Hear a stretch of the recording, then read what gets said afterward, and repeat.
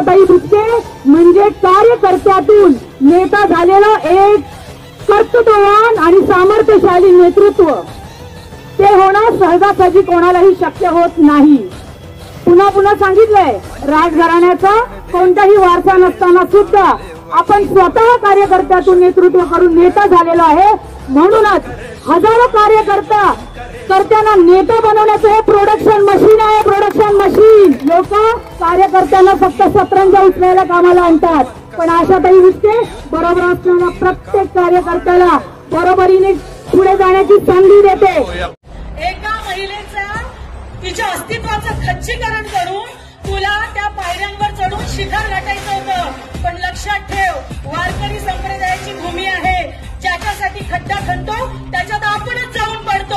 हे स्वतः दैवाने सुद्धा मान्य केलेलं आहे. स्वतः दैवाने सुद्धा मान्य केलेलं आहे.